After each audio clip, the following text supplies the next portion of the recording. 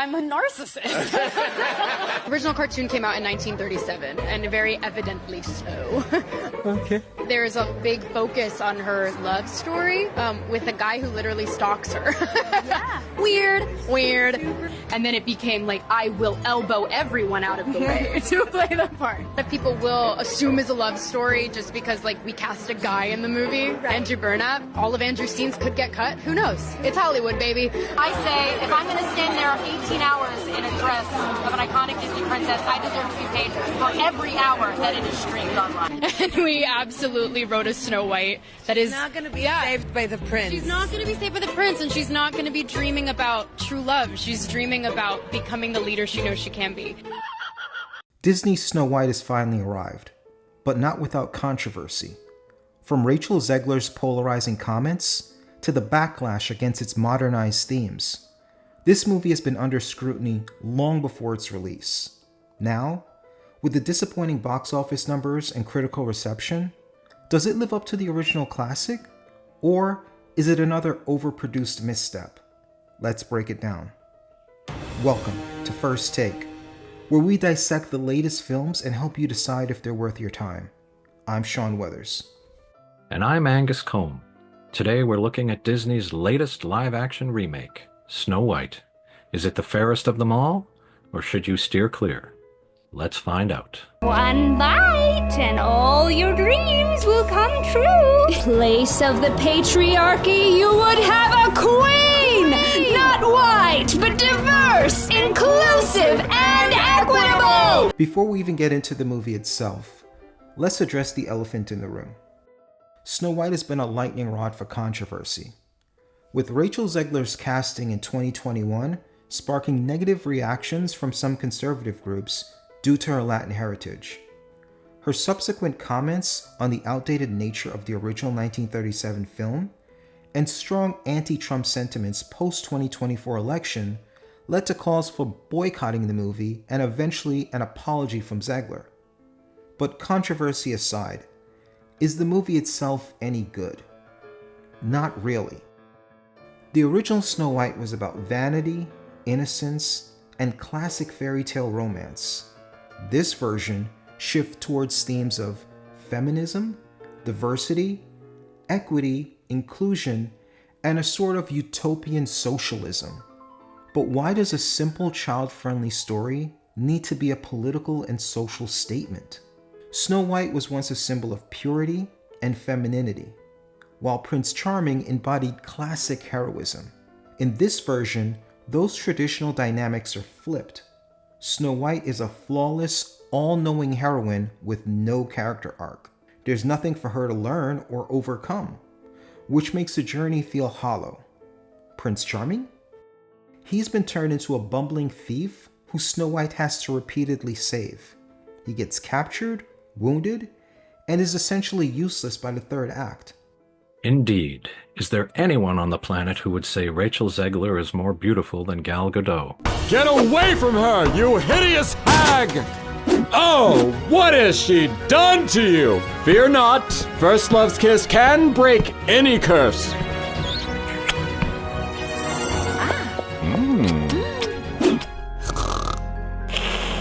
I know, they make a comment about inner beauty later on, but that's not something a mirror can typically measure, even a magic one. And speaking of that, why is the magic mirror such a worthless one-use device?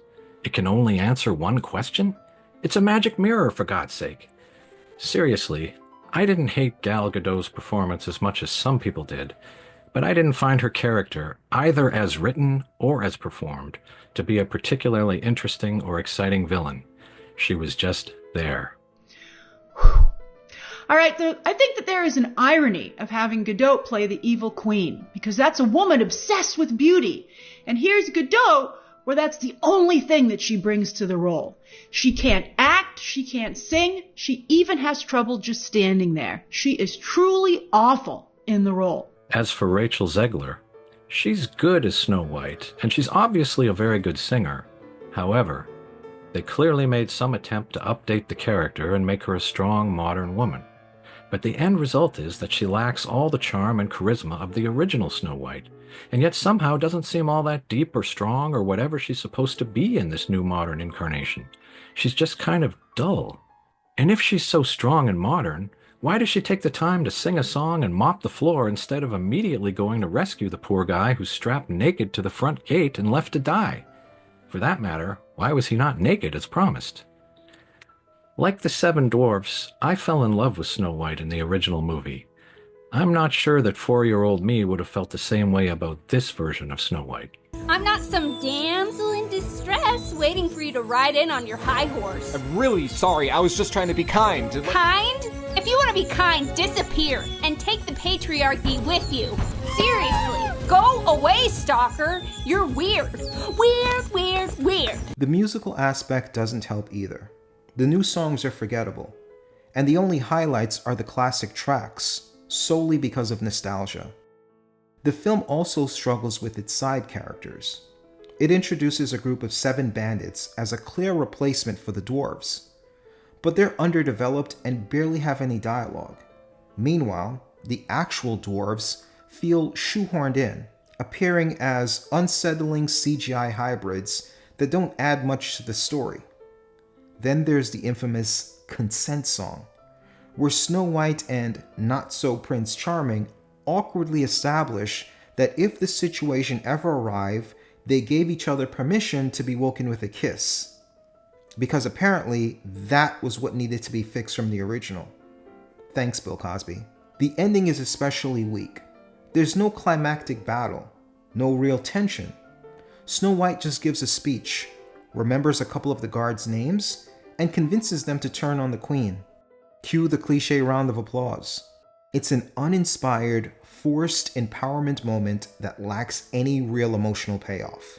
You don't think making the movie a woke piece of garbage has anything to do with people hating it? Not really. The original story has Snow White falling in love with the prince, but in the remake that's super weird and makes no sense. A friend of mine once said that the problem with tribute albums is that they just make you want to listen to the original artist. And that's how I felt watching this version of Snow White. It just made me want to rewatch the original. I remember seeing it in the theater when I was 3 or 4 years old, and before you ask, no, that was not in 1937. But it may have been the first movie I ever saw. And I came home singing those songs. They were catchy and delightful, and they stayed in my memory forever. This new movie offers us some soulless musical theater numbers. They sound like they could be from any modern musical, and I'd already forgotten them 5 minutes after I heard them. I find it odd that a movie which claims to be a live-action version of an animated film features characters that seem to be wholly animated. The CGI dwarfs are in no way like live actors, and I found them just a little bit creepy in that uncanny valley sort of way. Nothing against the performers who were voicing them, but it seems to me it would have been better to actually have live actors playing those parts. There are certainly plenty of talented performers who are, how shall I say, little people? And in fact, they managed to cast one in this movie, just not as one of the dwarfs. Seems like nowadays you can protest about just about anything. Well, why don't I begin a protest about the fact that Disney decided to use CGI dwarfs? Not even the real thing. We could have gotten hired. We could have gotten money for something, but no. The budget for Snow White was nearly $300 million before marketing and promotion, yet it looks like it cost a fraction of that.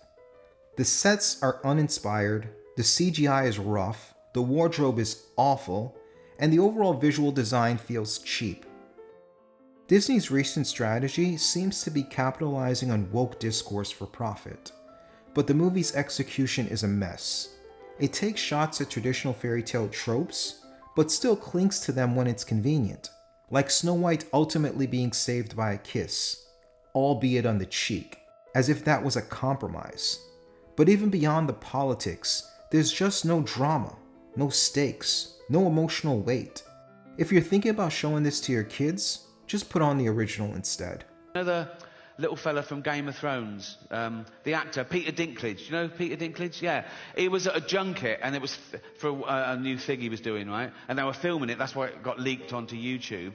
And I don't know what brought it up, but he suddenly started going off on one. Someone, oh God. He was going, it's fucking disgusting. They're still doing productions of Snow White and the Seven Dwarfs. For Christ's sake, it's fucking demeaning. It's 2023. He wasn't happy.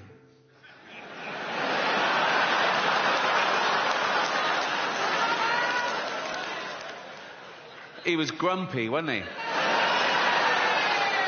I don't understand the controversy of having dwarfs in this story.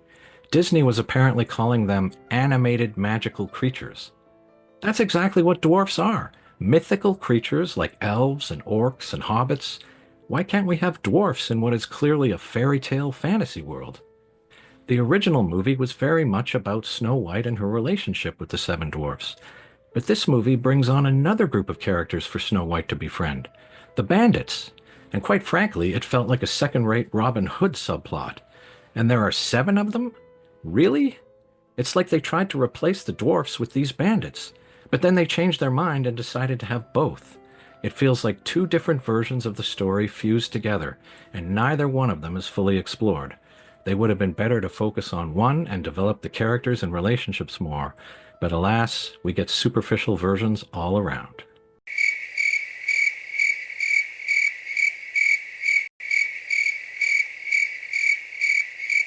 Honestly, the movie is not as bad as some people say.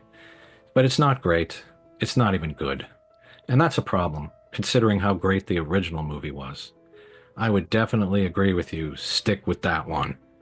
But if you really want to see this one, wait until it's free on your streaming service.